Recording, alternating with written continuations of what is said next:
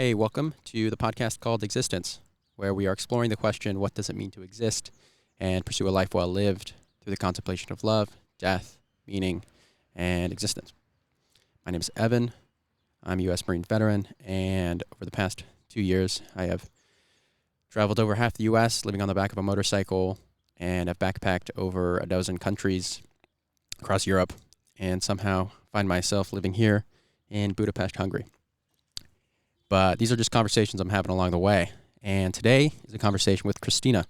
She is a creative mind, a voice actress, and someone I just so happened to meet via Reddit as I sent out a post looking for people to talk to and have a conversation with. And she was gracious enough to respond, sit down with me to talk. So hope you enjoy the conversation, and thanks for listening. Sweet. So welcome to my podcast. It's called Existence. Hello.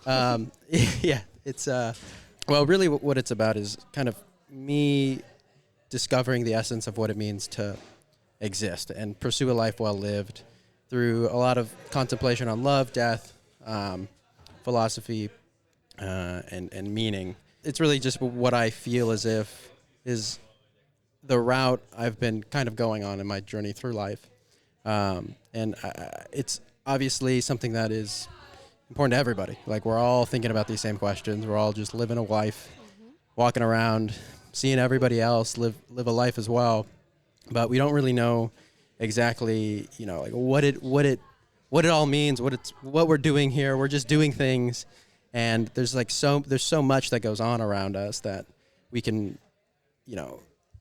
see and we could feel, but I like to, for me, what's given me the most comfort was conversation and just talking to people and kind of gaining an insight into who other people are in order to kind of help relate that to my own self and how we can live together in this, So that's what this is, and that's what the podcast is about. It's just that's the conversations I'm looking to have. Please introduce yourself, introduce your dog, and kind of see. Just please let the people who are listening and watching know what's going on with you. Hello, I'm Krisztina. This is my dog Lula. She's very sleepy. She's always sleepy. Oh. People say anyone can have a podcast nowadays. Yeah. That's the magic of the internet. Like, you can publish anything. You can let yourself be seen. But some things are. I don't want to name names, but some people shouldn't have podcasts. But certain things are important to talk about, and I think this is one of those things. Like, how do you see yourself in the world? How do you live your life, and what are your choices, and what's important to you? So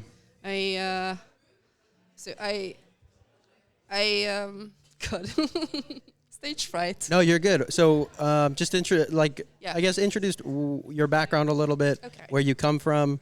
What you're doing here in a bar in Budapest, Hungary, talking to a guy you just met literally a half hour ago on Reddit, and we're now talking and having a conversation. Yeah, okay. So I am from Hungary. I lived in London for my whole adult life. Okay. And I came back last year. Okay, sweet. For family. And I lived in the countryside for a while with my family, and it was just like, it was an incredibly unhappy period of my life. And yes, I came back to be close to them, but then you need a healthy distance. So I went to university here in Budapest, and this city has always been like, I'm a romantic. I overly romanticize things, and I love it here. And I've wanted to move here for so long, and I finally made that step a few months, February. It was February, yeah. So I'm finally here, and it's just sort of starting a new life, meeting new people, and responding to random Reddit requests. Yeah. That's how I'm here. It's great. I'm actually really stoked you did. I just put it out there yesterday, and I thought, who knows what might happen with that. Yeah. And I'm super happy that you responded, and we're actually having a conversation here. So I think that's really cool of you. I think that's a really admirable thing, too, just to kind of like take or accept things that kind of come your way, You never know where life is going to lead you. Yeah, so I have been trying to. I'm quite the introvert, but I have been trying to move out of my comfort zone a little bit, meeting new people, just embracing new experiences, whatever life brings. Yeah, totally. So what brought you to Hungary, actually? Well, what was the catalyst for that? I did have a relationship, a very long one, and it was okay. Towards the end, there wasn't much love. But Yeah.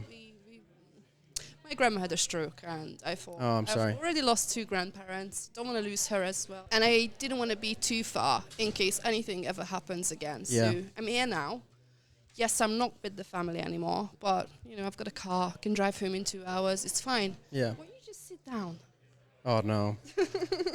He's chilling. Sit. Cool. So you moved to Hungary, you moved, I guess, to your home country not that long ago. Yeah. So what do you do? Just kind of like give I know we talked about it before this started, but just kind of give an insight into like what you look like in terms of just kind of your day-to-day stuff. I am lucky enough to be a freelancer. It's one of the choices that I've made that I'd rather do a job that I enjoy and earn less money instead of working some. Nothing's wrong with that. Don't get me wrong. It's just not for me. Working in an office, doing something that I don't like, doing something that I don't enjoy. Yeah, totally. So I started. I used to be a graphic designer. But I don't know, I lost my passion for it. And then I started voice acting as a hobby, and it kind of picked up. And now I'm working for several different companies. I do erotic voice acting mostly, but not just that. I do other stuff too. And I also work for a vibrator startup, and I work with their social media. So that's kind of fun. That's the thing. That's what I love. That it's fun. Mm-hmm. I choose my own hours, so I can go to random meetups whenever I want to, and I can stay at home with my dog. Don't need to sit in an office all day long. So it's really important to me to live life that in a way that I can have fun. Yeah, totally. What got you into that business to start with? I don't actually know. It's been a year now. I think I had like a friend who kept telling me, "Oh, Krisztina, you've got such a nice voice. Can you like whisper me to sleep or something cringe like that?" And I did. And well, I don't know how much you want to go into porn and stuff like that, but personally, However much you're comfortable with going into. I'm very comfortable to talk about sex and stuff. I mean, it's my work. Yeah. So I've always been more of an audio porn enjoyer instead of a visual porn enjoyer, and I've always thought, you know what, I could do this, I could do that. For years I thought, yeah, I could do this, and now I'm doing it. My dog won't calm down. Oh no, it's all good. So, what? So when we talked on Reddit, Yeah. you kind of said you were going through a bit of reinventing of yourself. Absolutely. What do you look at as a reinventing, and how does it kind of apply to your situation? I think it's starting a new life after you've been used to something for so long. My relationship lasted 6 years. We lived together, we had a house together, and we had a dog together. I kept the dog because it just made more sense. But it was just learning to live by myself again, because I was so used to having someone to come home to me every single day, cooking for someone, and just... There he goes. Is that a good idea? I don't know. There was a dog running around here. The last time we were here, Just let her. totally fine. Okay. Like you just they let him go All around. right, she can roam. So yeah, it's learning to love myself again. I would say learning to be comfortable in my own company, and how well it's working, I don't know. I've been dating a lot, Yeah. so obviously not very well. Mm-hmm. But that was another thing. Starting to date again, that was incredibly difficult. Yeah. To gather the courage at first and have confidence to meet people. I wouldn't have done this a year ago. Yeah. I wouldn't have met a stranger just like that.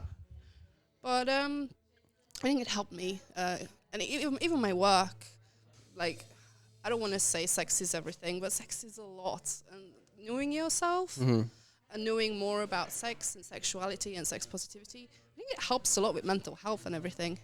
Yeah. No. Totally. So that's kind of my journey. It's not. I wouldn't say it's ended yet because it hasn't. I'm still like floating around, finding myself.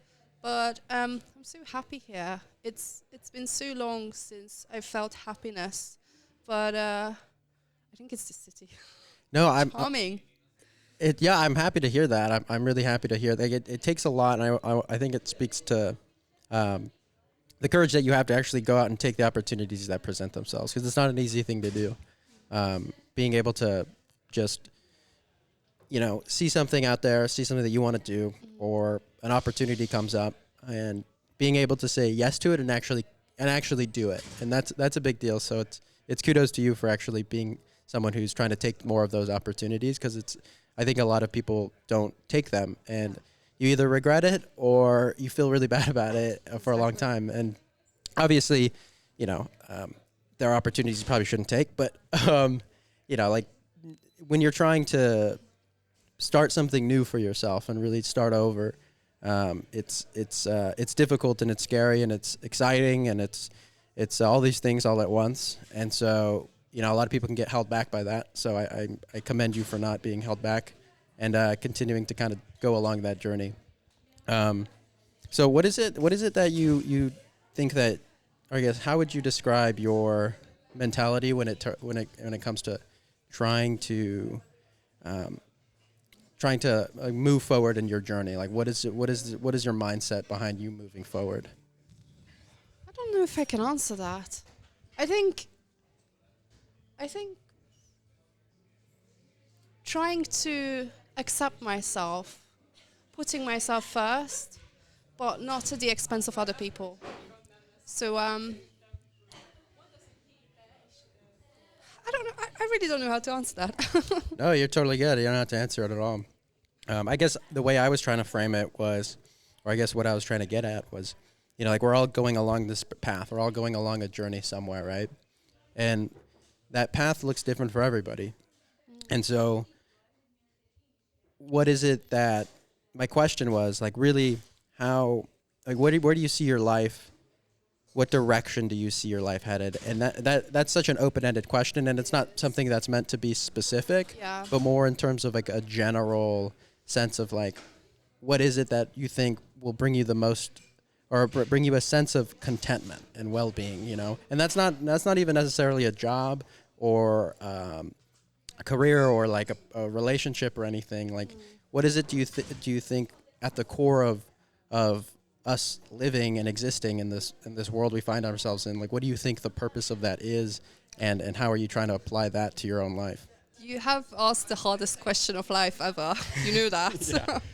And I don't know if I can answer it, but Yeah. I think I'm looking for what most people are looking for, just being satisfied with life. Mm-hmm. I know it's What would you describe as satisfaction? happiness, obviously, but is it money? Not necessarily, but who say that? Rich people say that, who have money. You need money to survive, obviously. So you need to work, and work isn't always fun, but if you can find something that makes you happy and earn money with it, hell yeah. Yeah. Companionship, obviously, because I'm an only child. I grew up alone. I love my own company, but evenings are lonely sometimes. Yeah. I do love my friends and having people around you who understand you, who you can rely on, who rely on you sometimes. It helps you a lot as well. But to have a goal, a lot of people would say, oh, family, procreation, or is that the word? Yeah, it's a I word. forgot English suddenly. No, you're totally good. I don't think I'm ever going to have kids, but Yeah. that's got nothing to do with any kind of beliefs. I just don't like them. Yeah. But a lot of people think that's the point of life, settling down, having a family. I don't think so. I don't think we actually have a purpose, a reason. We're just here. We just decided to grow bigger brains than most animals and just do things that other animals don't do. And just here to make the most of it, What is making the most of it? Enjoying it. Enjoying it? Finding the small joys in life. Okay. The small joys in life. The small joys in life. Be that your morning walk with your dog by the river. Because Yeah. that's what I do every morning. I get out, sun is shining, and I smile. And it's sometimes I think how ridiculous that is, that little things like that can make me smile. But if that doesn't, then what will? Yeah. No, that's not ridiculous at all. I mean, that is meaning, It's like, I feel like, I guess my personal take on it is we're always searching for this kind of big cosmic reason to explain what's going on, and there's always this kind of the question of like, well, what does it all mean, and like, does it mean anything? And so It doesn't have to. It doesn't have to well, mean anything, I think. well, it's not even. It might not even have to mean anything. It's just it's already built in. Like meaning is the small things. Meaning is already fundamentally built into life at all. Or it's just baked in with the process, with the whole thing. And so, like, to ask these like huge questions of like, does it mean anything? Where is the meaning? Was there one fundamental universal truth that we're all searching for? Like, it's just not the right question to ask. Oh, you're not. No, you're good. I'm back. I just didn't want any trouble with the dog in the kitchen. Oh no, you're totally good. It makes sense. I mean, look, we're doing this in a bar again, so this is new for me. It's new for your dog. It's new for you. Oh, it's definitely new for her. Yeah. No, that's good. So we were talking about meaning. Meaning. So yeah, I guess like my point was like there's meaning just kind of built in. What are the small things in life that you find meaning in? Besides, you mentioned like walking your dog on the street. Yeah, beauty. Beauty? Finding beauty around yourself. Yeah. I'm a huge nerd for architecture. Oh, great. And this is why I love this city. I call it low budget Paris. Sometimes you watch TV, watch films, and you look around and you realize, oh, that's not London or Paris, that's Budapest. They filmed it here because it's cheaper. Yeah, no, it's funny because me and my partner we're always watching. We'll like watch a movie or something, and it'll be like supposed to be like Russia or something too. And it's Budapest. Like it's Budapest. It was like my parents were watching like a new show, and it's like that's Budapest. Yeah, architecture is great. What would you define beauty as? Beauty is very subjective, so I can't really define it myself. I will see beauty in something and you won't, and vice versa. You know. So I don't think it's fair to ask that. What is beauty? It's something you find joy in, I guess, and that ties into your question. Yeah, I've answered your question with an answer. Sorry. No, you're totally good. Again, like I feel like it's like I think this is a good point, and I actually think it's oh my bad. I think it's a good point, and I think also there's the I guess I'm doing reflecting on like the questions and how I perceive the questions that I ask, and the questions that I ask aren't like defined things. They're like it's so subjective because everybody has their own interpretation of life. Everybody has their own interpretation of everything. Everything.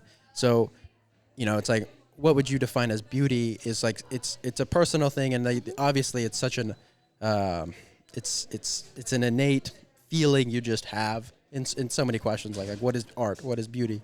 What is meaning? I don't know. It's like these questions that have they don't have the specific answer. But it's the lack of answers which I'm really interested in. It's the lack of their being able to put your finger on anything is, I think, where the most profound knowledge can come from, because you're searching for something that is the essence of something and not necessarily something itself. If that makes any sense. I don't know. Very philosophical, very early in the afternoon. It's too early in the afternoon it is a philosophy podcast, or at least in part. You were warned. Was I? Yeah. So I mean, I think in terms of that as well, like this ride ends, and this is something I think about a lot, especially because there's been just in my personal life, I know my very basically my best friend's family, who's basically my family as well. They're dealing with a death in the family. Extremely sudden. No, it's all good. But death is something obviously that is on many people's minds, and I don't know what your interpretation is or how you feel about death, but it's something that I find can be immensely motivating and also scary and a lot of things. But I mean, if you kind of want to dive into like what do you think? What is your interpretation of death? What do you think death even means as a concept? Well, death is definitely an ending, but I feel that there are two different types of deaths. There's the death that ends a life that should end, as dark as that sounds. But if, say, you're 90 years old, you had a good life, had a long life, and your body just cannot handle it anymore, Yeah. then yeah, it ends. But sometimes lives end too early, and that's when I feel like, do we actually have a God? When okay, so I lost a friend to cancer, Oh, I'm sorry. and she was my landlady in London actually, but we became very close friends. She was a little bit older than me. She was in her 30s, and she was one of the healthiest people I knew. Like, she ate healthy, she worked out, she was a teacher, she was a great person, and she got cancer, Yeah. and she died. And I feel like that's not the kind of death that makes sense. But things like that happen, and there's nothing you can do about it. But this is when I think spirituality, God, religion, none of it makes any sense, because if there was a God, would it kill a good person, you know? Yeah. Do you think there's a difference between it seems like there's a difference from the way you perceive it between a death of ripe age versus an early death? Like there's a fundamental difference there. Yeah. I feel like the death of ripe age is a fair death, whereas an early death is an unfair death. Yeah. Depending on the situation, of course, because no, that's an unfair death too, because let's say that you have a disease that you're in pain constantly and you want to end your life early. They do that in Switzerland, don't they? But that's also an unfair death, because why are you in pain in the first place? You know, you shouldn't be in pain. You're young. You should be enjoying life. You shouldn't have to end your own life because you're suffering. Yeah. What would you describe your idea of fairness as? Fairness. I think once you feel like you've had a long enough and fulfilling life, but does anyone ever feel like that? Good question, because I never asked my great-grandmother before she died. Yeah. And my granddad, he didn't even recognize me before he died. So was that a fair ending? Probably not. Mm-hmm. Is any ending fair? God. Yeah. Well, God, literally. So like in my head, I'm thinking like what fairness is, and fairness can be. I guess fairness is like this idea we have that is a way we see the world, the way it ought to be, like the way the world ought to be. But it doesn't mean that that's the way the world is. And I think like the dichotomy between those two things, I think that's where this confusion comes from of like, it should be this way. It feels like it should be this way. It's just this feeling that it should be more fair, it should be more just, should be more compassionate, more loving, more caring. But it just isn't for some reason. Yeah. And I think this is kind of a concept that I've been thinking about the idea of meaning and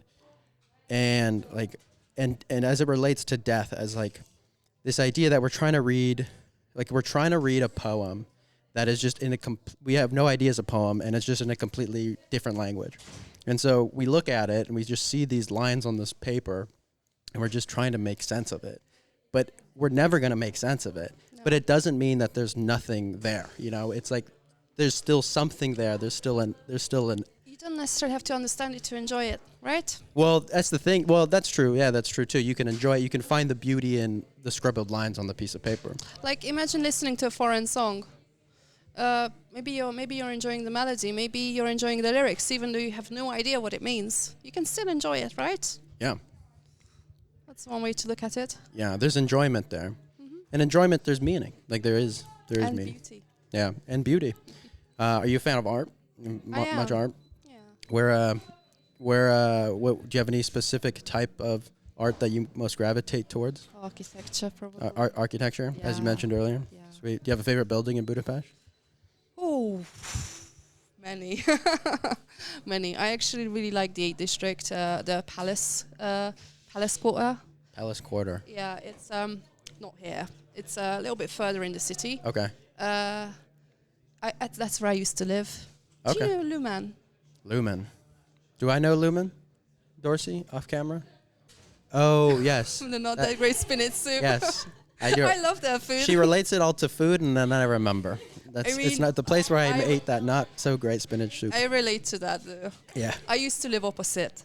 Okay, Luman. Sweet. Yeah. And that house it might be one of my favorite buildings. I took a picture of that house. I think I took a picture of that. Yeah. But when I lived in it, it didn't look like that. Really? It still had the bullet holes from the revolution. Oh, wow. But yeah, I think I do find the 8th district, like the Palace Quarter, very magical. Okay. Because there's history, there's beauty, and I don't know. It's just, it was my home for a while. Yeah. I don't live there anymore. I wanted to move there anymore. I wanted to move there again, but I didn't find an apartment there. Ended up moving elsewhere, and I actually love it there, so it's fine. Yeah, that's awesome. What's my favorite building? I don't know.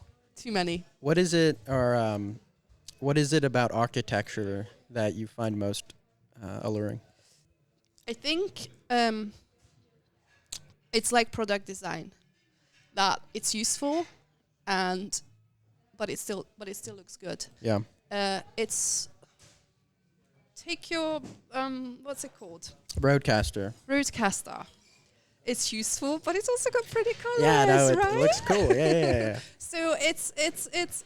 I think I used to be a product designer, so.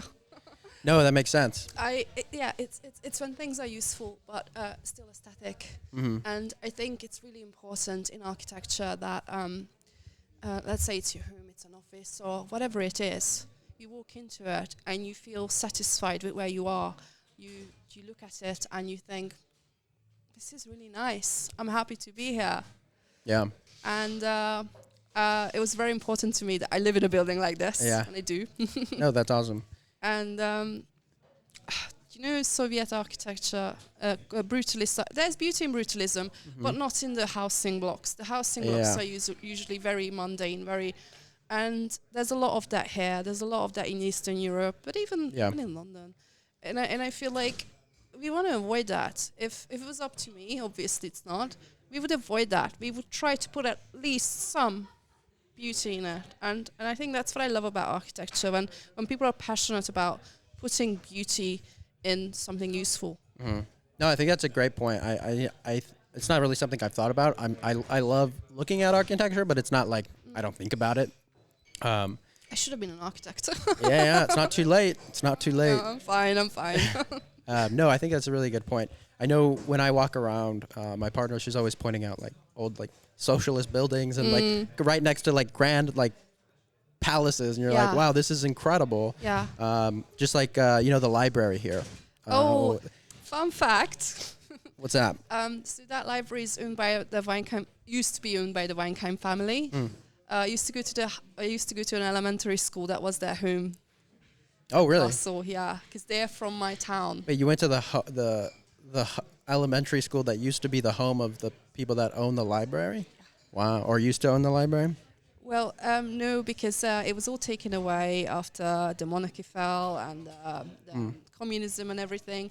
The countess moved back to the town. And I know her daughter, actually. My stepbrother works with her. Interesting. They lived in London. Yeah. But that's not where I knew them from. But the Weinheim castles, like this is one of them. And they're all over the country, mostly the eastern part. Yeah. And How did you like London's architecture? It's nice. Mm-hmm.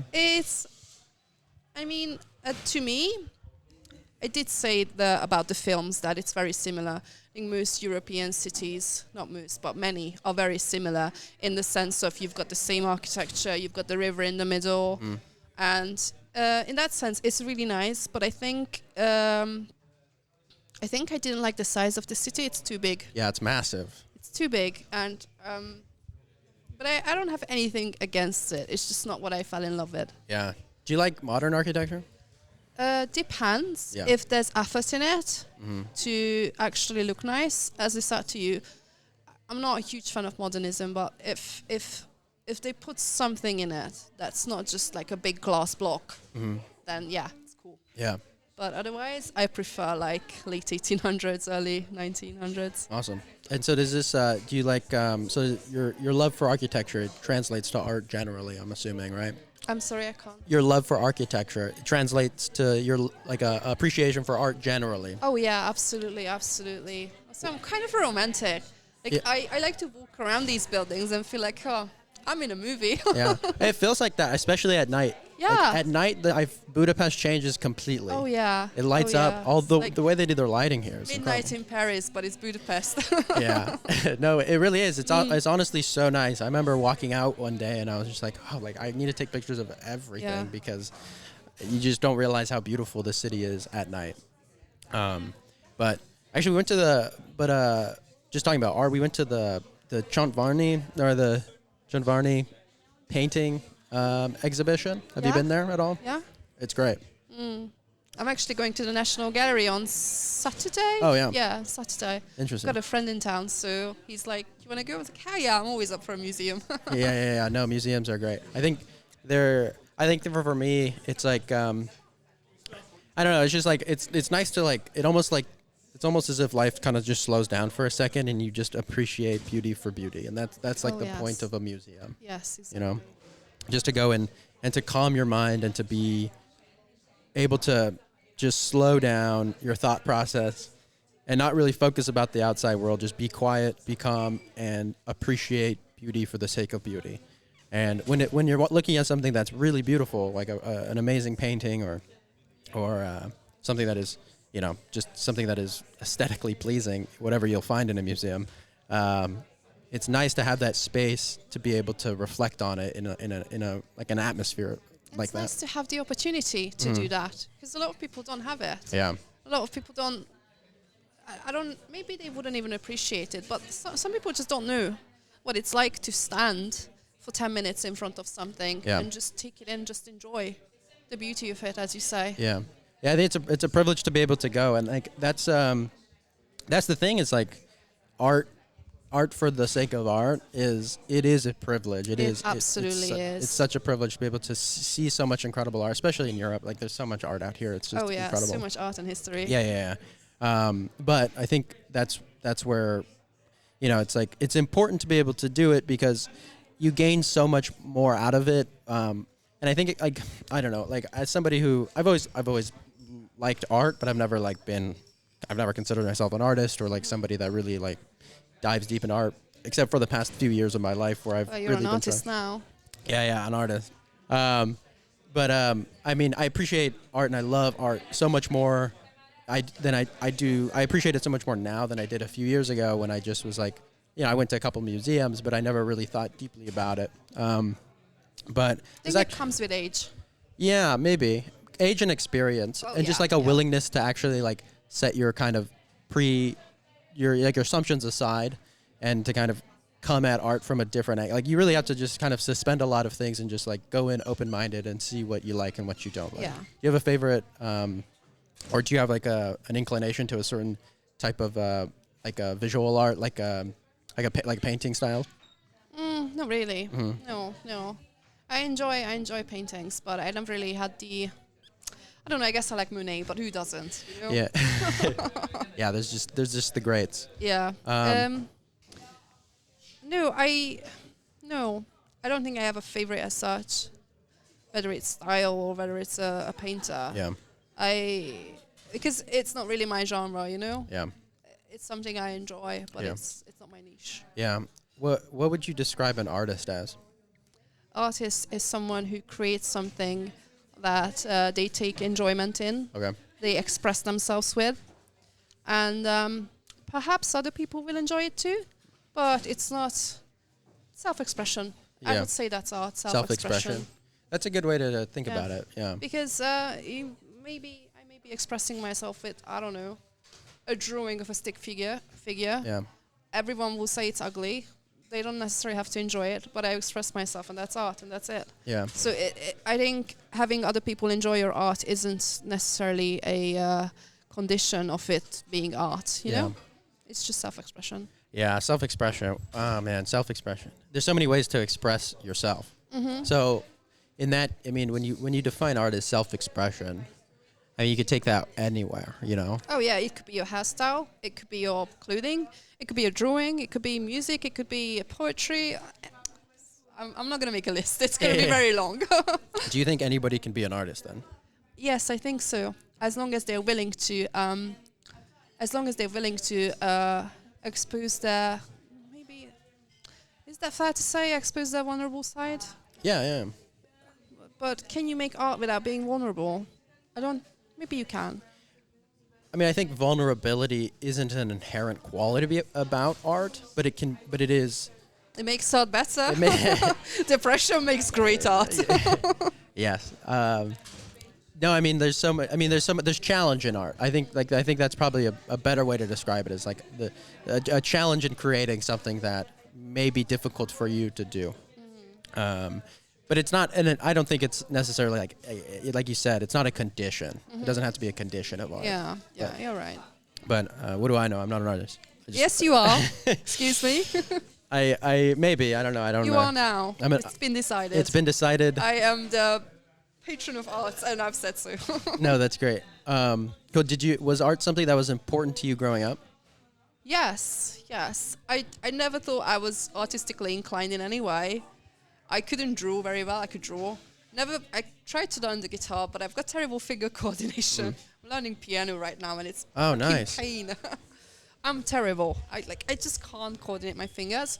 But I've always loved music. Yeah. Always loved movies. I've worked in a cinema for years. Oh wow. And I've always called myself a talentless creative, because that's what I've been. I've always been a creative person, but I haven't had the talent to use it. And now I finally found something I'm good at, which is sound design and voice acting. And I'm like, hell yes. Awesome. No, that's awesome. How I mean, it's such a process to be able to get to the point of like, I'm actually like really want to pursue something and I find enjoyment at it and I think I'm good at it. Yeah. Like it's such a process to get there. So congratulations on actually finding that.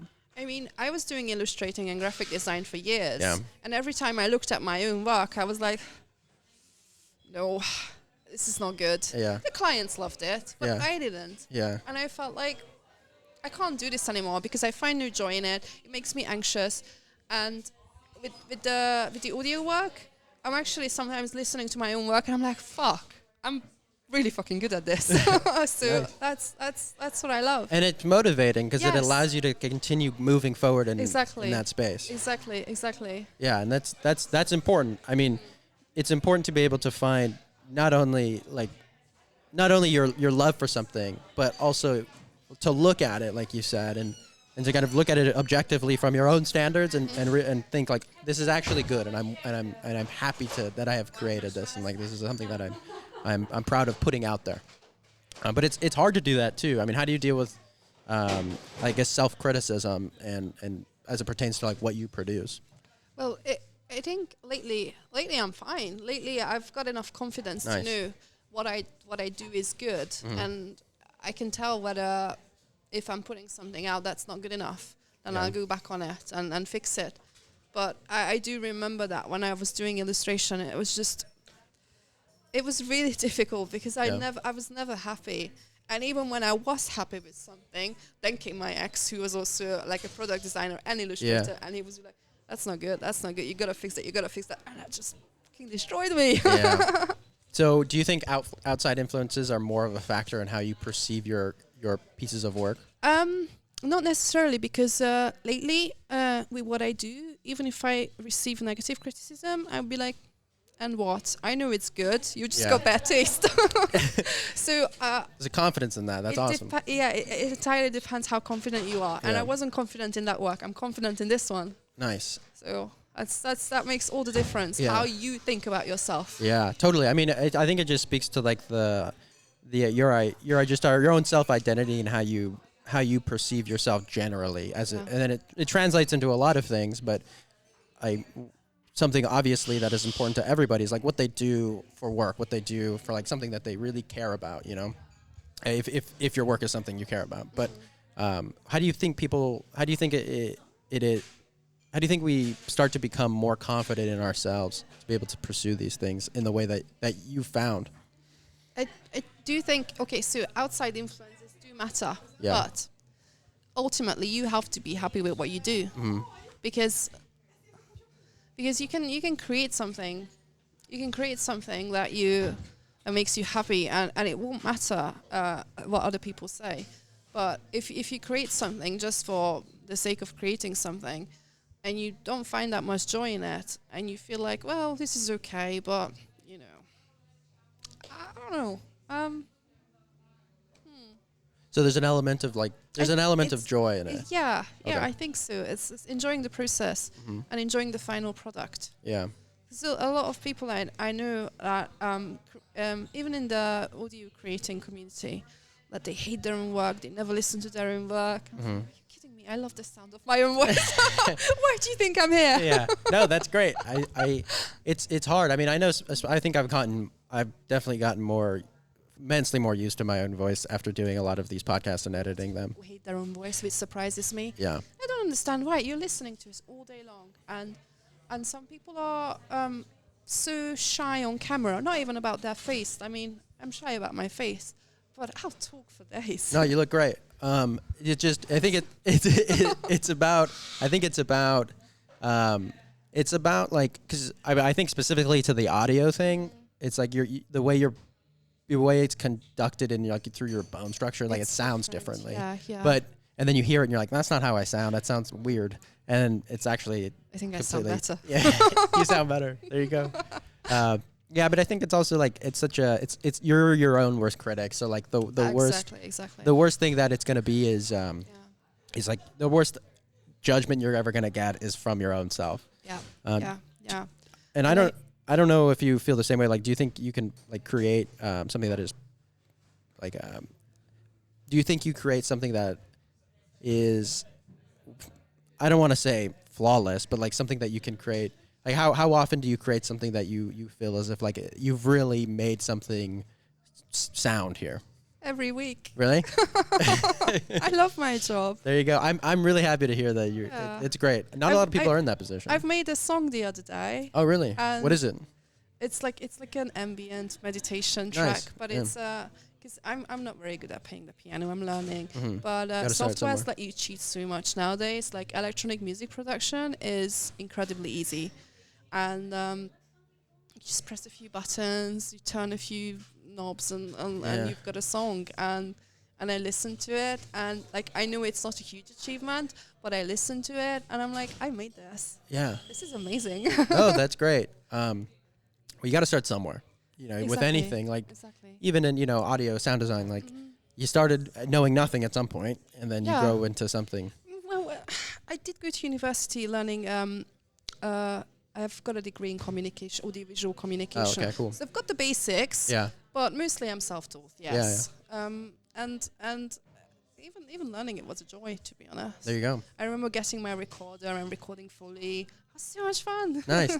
That's really cool and really important. I mean, there's so much audio out there. I think especially like getting into audio and like learning about audio. There's so much to audio. There's so much to audio that like you have like I have no idea how far this audio rabbit hole goes, but it's really cool to kind of see like the space of audio and how important audio actually is to our just normal living and our senses.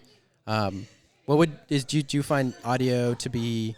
I think it's kind of something that I was reflecting on, how important audio is to our own senses, and how like we can detect when audio is off. Like there's like the kind of like we have like a way of knowing when audio just doesn't sound right for some reason, like whether it's like generated or like not specifically human or natural. I think it depends on your hearing, because my hearing is not fantastic. I have musician friends who will tell me that what sounds right, what doesn't sound right, and I can't tell the difference. Have you ever been into a fully isolated room? No, it's very uncomfortable. Yeah, very, very uncomfortable. So to me personally, sound is really important. Yeah. I go home, I put some music on, I put a podcast on. I've listened to countless. I don't read anymore because I don't have the attention span, but I listen to audiobooks. So I don't know. I think I'm just really into audio. Yeah. But do you ever listen to the birds singing? Do you ever listen to the crickets? Do you ever listen to the nature? Yeah. It's the music of nature. Yeah, I think it's important. I think that's something I find. I mean, I should be doing more. I meditate and I have that practice, and I. That's good. And I can't meditate. You make meditation music though. I do, but I can't do it myself. I get bored. My attention span is terrible. Like I can't turn my brain off. That's why I get home and I have to have music. I make meditation music. I fall asleep to it, There you go. but I can't meditate. It's What is it that you think is inhibiting you from there's several mental illnesses. Do you want to go into it? only if you're comfortable. I mean, mental illness plays a factor in so many things. Yeah, I mean, I don't know. Like being able to like I think even just like quieting, being able to like quiet your mind in some way, in any way, like listening to the birds. You listen to the birds, and like that's something that is able to like really ground you in some sense, right? I try to. I do have a bad habit. I have a dog, as you've seen, and I do walk her 3 times a day. Mm-hmm. And I always have music in my ears. Sometimes I try to turn that off and just listen to the nature, listen to the things around me. Obviously, I'm in a city, so there's going to be cars, there's going to be traffic, which is not the nicest. Yeah. But I always walk by the river. The sound of water is something that really relaxes me. So sometimes when the weather is nice, I sit by the river. I love the sea. That this is a landlocked country, so I sit by the river. Mm-hmm. I watch the sunset, and I just listen to the waves. Yeah, there you go. And that's something that, birds, waves, crickets. I think waves might be my favorite. I missed that out. So I do try, but it's a work in progress. Yeah, I mean, it's great because it's not. Look at you. There's like everybody's on this. We're not all on the same plane in anything. So, like, trying your best at anything is good enough, you know. And I think it's like the self acceptance of that. It's like it doesn't have to be perfect. You don't have to go out for like a 3-month silent meditation retreat in Nepal to like be somebody that meditates. You know, it's like I bet, you know, meditation. There's so much in meditation and like being able to do that and like some of the insights you can come to in terms of meditation. But it's all, you know, I think like it's all for a purpose of like trying to come to a better state of well-being for ourselves. You know, just like quieting this, like, because we're always, you know, this is something I've been thinking about and reflecting on. Is like we're always just constantly consuming things. We're always intaking, and we're not as much. I'm very guilty at that. Yeah. The music, the audiobooks, the podcasts, Netflix, Amazon, all of it. Mm-hmm. But I mean, it's comforting in some sense, right? It is, and there's things to learn from those. Not always. There's a lot of mindless shit. Have you ever sat down and scrolled TikTok for half an hour? Because I have, and afterwards I felt like, what am I doing? Why am I doing this? Yeah. I could be doing something more important with myself. I could be learning something right now. I could be, you don't necessarily have to learn. Just this didn't do anything for me. Yeah. I mean, I think there's a lot of, I mean, so much content on the internet is just, it's for the purpose of attention and attention only. You know, it's like we're all striving. I mean, people that create things online, and you know, you're a social media person. So like there's value in things. There's value in the internet. There's value in communicating in a way that you can get to the masses of the world. But I think there's a line where it comes to the point of, I think, why are people creating these things that they're actually creating? Like, does this actually bring value and well-being towards, you know, the world? Do memes bring value? Well, it does in a sense. I mean, they make us laugh. They make us smile. They bring us joy. But everything in balance, you know. Everything's within balance. You can't look at them for hours. Yeah. Look at a few each day. Yeah, exactly. Smile, send it to your friends, and then move on to something more important. Yeah. The problem is the way that social media is set up is to get your attention and keep it, and for as long as, and then you end up looking at them for hours. Yeah. That's the issue. And I think that's the dangerous part, is like we're not. I mean, there are people with multiple PhDs trying to figure out ways to grab our attention further and further to just get us sucked into, you know, social media and our attention in a specific avenue. And it works so well, it's scary. Yeah. What has your experience been like in social media working as a creator? I've had this job for 1 month. Look it. I've had this job not that much longer, so. I haven't actually launched my campaign yet. But I'm scared because I know I have to do well at it, and I don't know if I can do the keeping people's attention thing. Yeah. Like, I mean, I promote my own stuff on social media, and I know what I have to do. I have to find my niche. You have to find your niche. You have to find your target audience, and you have to appeal to them. And I know how wrong it is. Like, I feel it in my bones how wrong it is, but I want their money, so. Yeah. Okay. Well, This one dark. Yeah. Well, I mean, it's not all bad, you know. Like, it's not all because do you want to go into like what your social media campaign is? Orgasms make me feel. Yeah. How orgasms make you feel? I'm an orgasmic.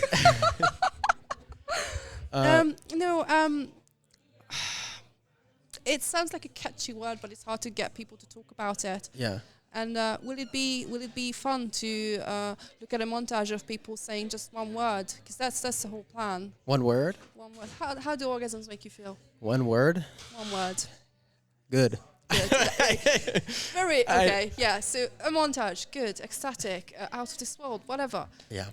It's gonna be fun, but it's gonna be a lot of work. And like, is it gonna be enough to retain your audience? I don't know. Yeah. But they hired me and they expected me to do a good job, so we shall see. Well, look at I'm sure you're gonna do great. I think the I think it's like an important thing to talk about. I mean, I think we should be more sex positive.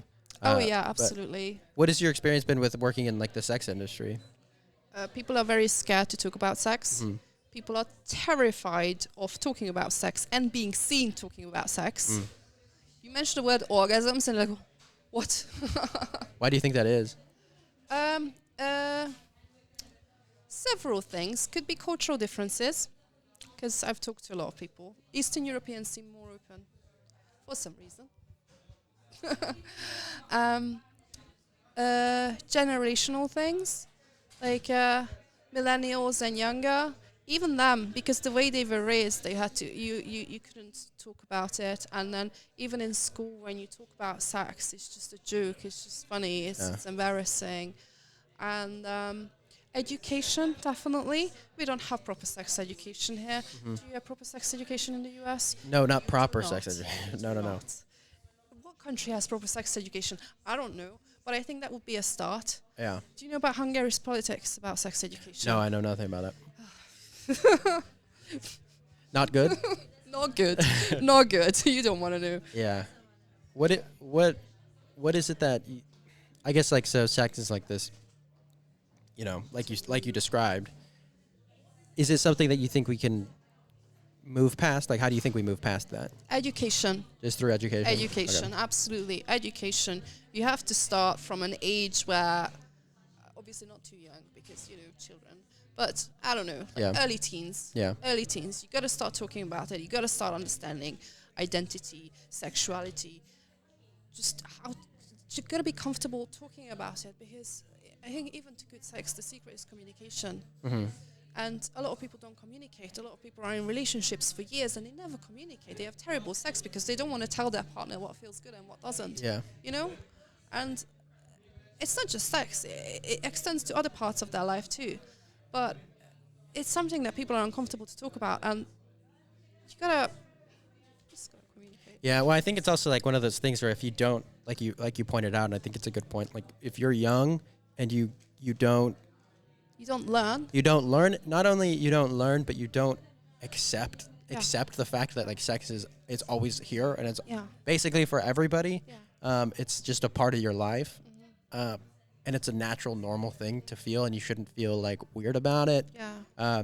And like obviously, like religion comes a huge factor into that. Oh yes. But putting that to the side for just a moment, like just understanding that is just understanding that like it's okay, it's normal, it's natural from an early age, and to not have this stigma around it from an early age is so important. When you grow up, you don't view this as such like a taboo thing. Yeah. There's I mean, this applies to many things. I mean, that's how social and cultural norms come to be, is through this understanding early that this is a normal, natural, good thing to do. And so that progresses through your life and through the life of society. But yeah, I mean, it is such a weird thing because, you know, everybody thinks about sex. Everybody is thinking about, it's everywhere in so much of everything, and we we all treat it as this like hush hush, like don't talk about it. Yeah. But it can be such a liberating thing at this, when you truly let yourself talk about it, communicate it with it, and accept it for yourself in the way you feel natural to accept it. Exactly. Parents are certainly to blame as well but that's also a generational thing. They were raised not talking about it. Yeah. They were raised, most of them were raised in maybe not most of them, but some of them were raised in a religious environment, premarital sex, and it's just talking about it with each other, talking about it, especially with your children.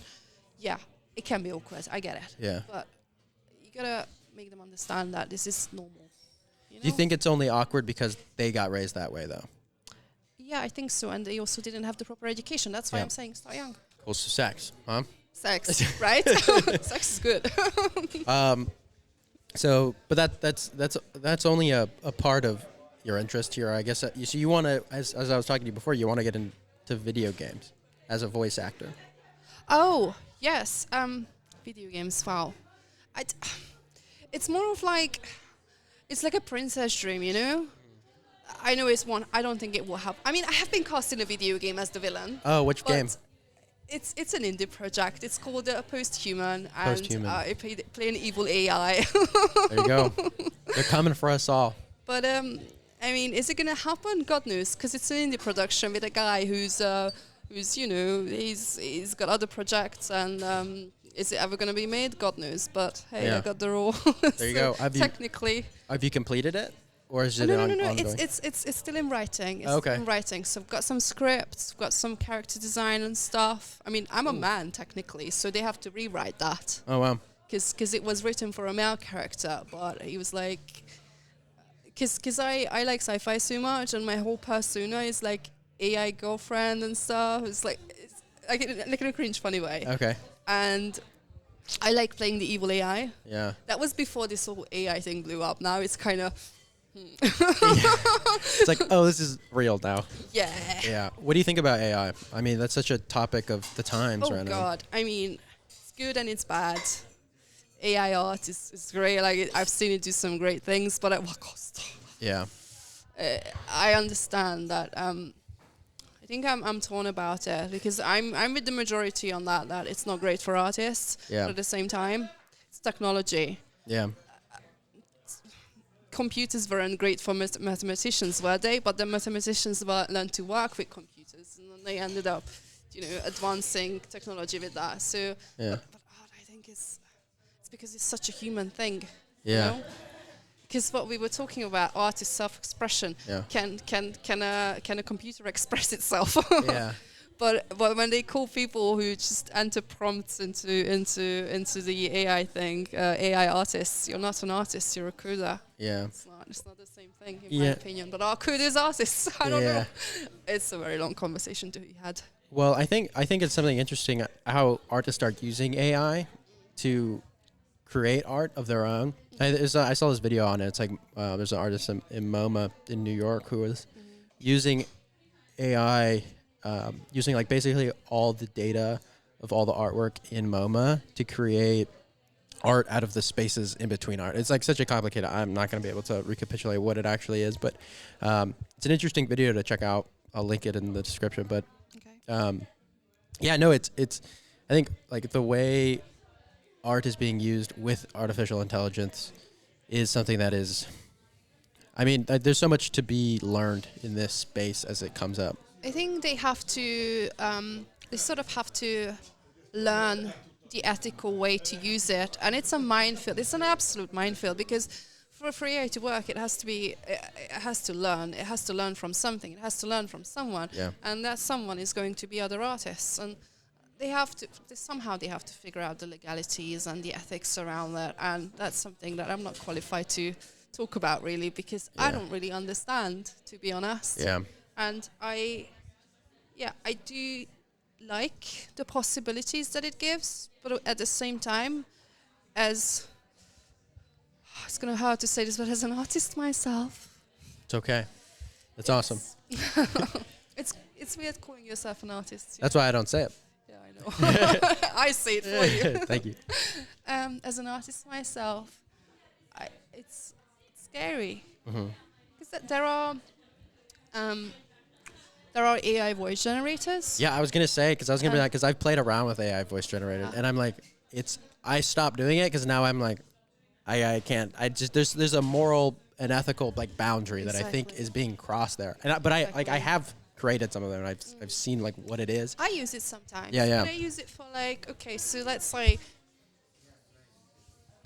we're on a spaceship and we're doing like I've done an audio like this recently, and then you do some hacking or whatever, and access denied, stuff like that, or voicemail. I use it for that. Yeah. And it requires an absolutely robotic voice, and that's already wrong because I'm thinking I could do that. I can say access denied, you know? Yeah. Well, So I think the problem is that it's getting so good though. Like now it's getting really good where it's basically indistinguishable from actual humans. something I remembered. So a lot of brands promote on TikTok, and you know that terrible TikTok voice. Oh, You know I'm not what- on TikTok. Well, I mean, I post stuff on it, but I don't actually Well, look on anything. you must have seen like TikTok videos make their way onto YouTube or Instagram. Yeah. You know when it's like text to speech, that terrible TikTok voice. There's Yeah. a male and a female. Oh, I think I know what you're talking about. Yeah. I recently learned that those are real people. Oh, really? They're real people.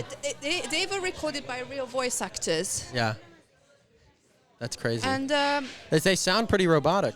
they do, because it's all pre-recorded and it's probably like assembled from words. But it sounds terrible. Yeah. And I'm thinking, Yeah. Why did they do it like that? I don't know. Where's Because it I'm from? thinking, if you're a brand, like even a medium-sized brand, my brand is tiny, the startup I work for. Mm-hmm. Even a small or medium-sized brand could afford. Voice actors are very cheap, I'm telling you. Really? Yeah. Yeah. I'm sure a lot of people try to break into voice acting as well. Oh yeah, absolutely. Especially with anime, a lot of people want to voice anime. Personally, I don't, but it's really difficult because it's all the established actors, and animations like large-scale animations, Hollywood. You watch freaking Puss in Boots, and it's Antonio Banderas. How is a starter voice actor gonna get a chance in anything like that? If you know. But there's so many things being created though that need voices, right? Yeah, true. But maybe you can just generate voices with AI and you won't need them anymore. But that's it. I mean, that's the scary part. It's like, what happens to that medium now, where you could literally. I mean, right now it's the worst it's ever gonna get, and it's actually pretty good. So like, what's it gonna look like 10 years from now when it's like even more perfected than it already is? And so, but I think in terms of like replicating human.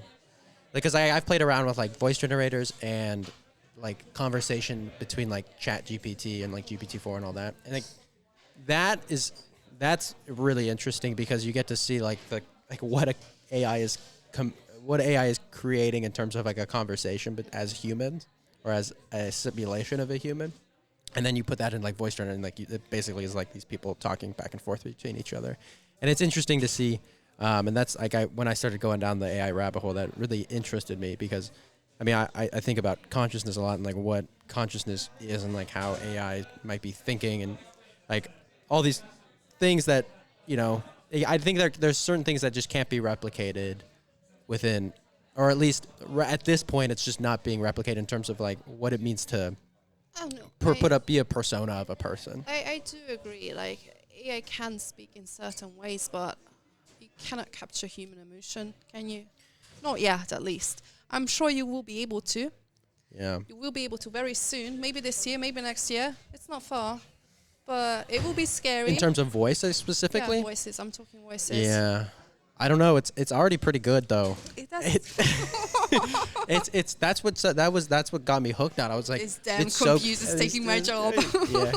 Well, yeah. I mean, yeah. I mean, AI is a crazy space. But I mean, I think in terms of like taking emotion from humans, I don't know if it's like there's like I think humans are already like we're already, and this is outside of just the voice aspect, but like just humans in general are already just grabbing onto trying to understand what the essence of humanity is and like what it means to like express emotions generally. And it's like we can't even figure out, like we can't get a spot on definition of what that is. Will and computers do it for us? Would ChatGPT tell us the meaning of life? Yeah. I mean, it might. Yeah. It might. 42. But Yeah, I mean, I don't know. I think AI is it's such like it can bring so much good. I don't know if it's something you've thought. I mean, I'm sure you've thought about it more in the space of voice, but have you thought of AI in general as like just what it means for humanity? Oh yeah, I've had conversations with ChatGPT myself. Yeah, yeah. What kind of conversations are you having? um, I think I mostly factual stuff. Yeah. 'Cause, actually, I learned about it from a medical student a few months ago, and there are memes about medical students using ChatGPT as a way of learning. And he was Yeah. telling me about it, and I was like, wow. And it's like really interesting. And I have a friend who uses it instead of Google. Oh wow. It's just like it's constantly that. He's constantly using it, and I'm thinking, you're relying on that thing so much. Well, we're relying It's on Google so becoming much. This is true. This is true. But Google doesn't talk. I mean, it does, but not that way. It doesn't Yeah. talk to you that way. But AI or Google's coming out with their own AI. I think Bard it's called. I think. I could be wrong about that. But I mean, everyone's coming out with their own type of AI. Exactly. Everyone's coming out with their own AI. Yeah, but I mean, it's like I don't know, it's just the way of the future. You know, I think it's like you can't deny it. It's something that is going to be here. Bow down to our AI overlords. It's fine. Yeah, I don't know. It's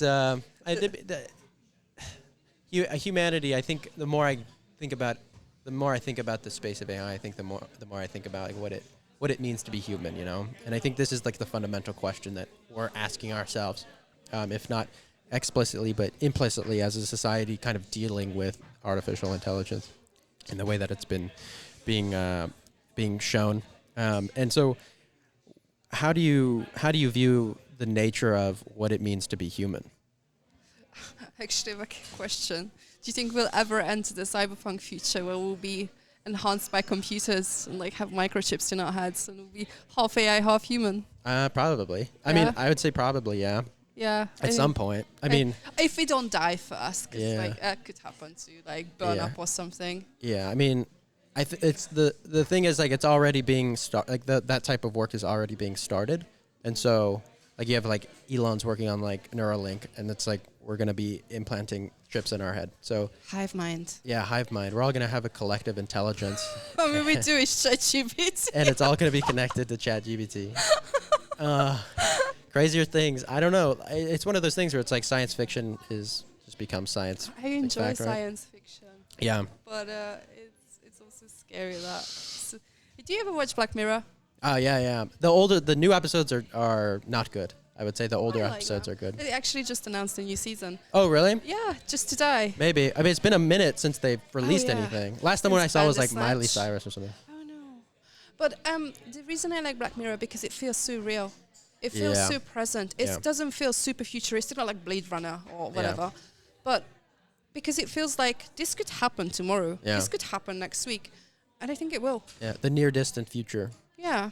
Yeah. I think. And I think that might be the future.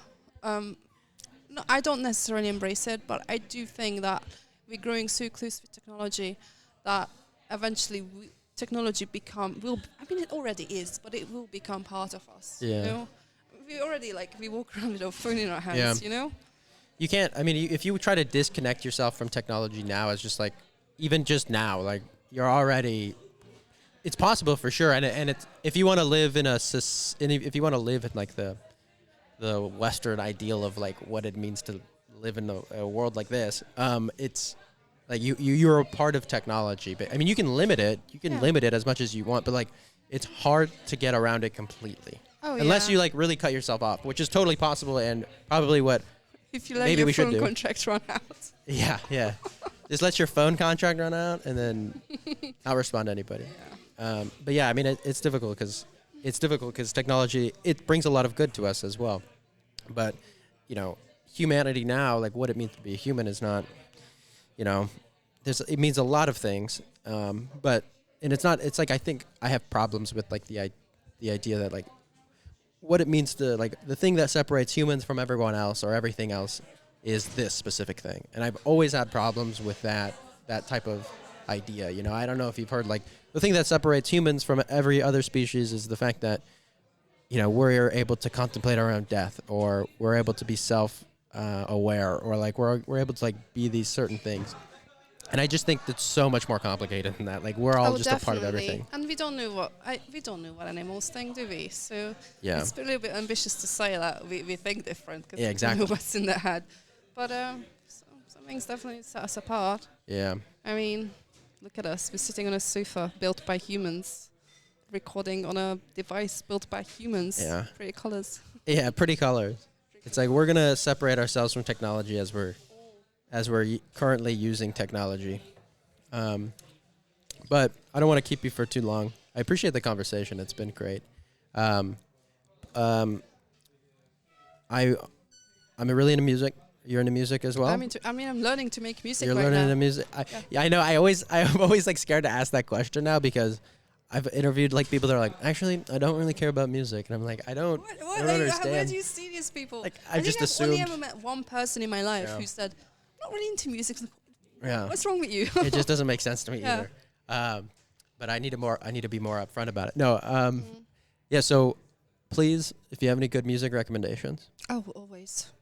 give us some good music. Right recs. now? Yeah, right now. If you need to look through your Spotify or something, that's how you know. You're like, you got it. Okay, so when I lived in London, I was into two bands. Okay. One of them is called Tempesst. Temples. It's think I might- they kind of sound like they think they're in the 70s, like psychedelic. Cool. It's nice. And British there's band? Temples. No, British band though. Oh, British. Yeah, they're British. Okay. And then there's another band. They're called Tempesst. Tempest. Yeah. They're Australian, but they're London-based. Okay, cool. They have a very similar sound, but I like it more. It's also same sort of. We're in the 70s, but we're not. It's sort of like indie psychedelic. Imagine Tame Impala, but better. But better. Yeah. All right. Those are That's- fighting words. I know, I know. But we're talking indie bands here. Yeah. Tame Impala is quite big. Yeah. Doesn't Tempest? make them bad though. No. I do like them. But yeah, check them out. Temples and Tempest. Tempest with two S's. Okay, sweet. Link. Tempest are quite small. I think they only have two the second album is coming out. Cool. I saw them before they even had an album out. And this is why I moved to London, by the way, because I wanted to see bands. Yeah. Awesome. Do you have any specific songs by them or just kind of like... Better Than the Devil by Tempest. Okay, Better Than the Devil by Tempest. Better Than the Devil. Temples. Let's do Room and Godlike Man. Okay. Okay. Rumen Godlike Man. Rumen. Oh, Rumen. Okay. Room and Godlike Man. Da, da, da, da, da. Okay, I'm not Gotcha. going to sing. It's linked in the description. Yeah. Cool. So before, if you wanna shout out anything that you're doing, anything, your social media, anything. No, because I don't hide my face for who I am, but I also don't advertise it because Gotcha. it's a very different genre. It's actually shout out to my brand Erosia. Arasia. Erosia. Okay. Erosia. Okay. Can I do like a Please. Okay. Go ahead. Okay. So the reason Erosia is different because you probably never try to travel with a vibrator because you're a man and men don't really use vibrators, but a men's line Haven't is done coming out later this year. But we create attachments to electric toothbrushes because a lot of people try to masturbate with an electric toothbrush, which is very wrong and you shouldn't.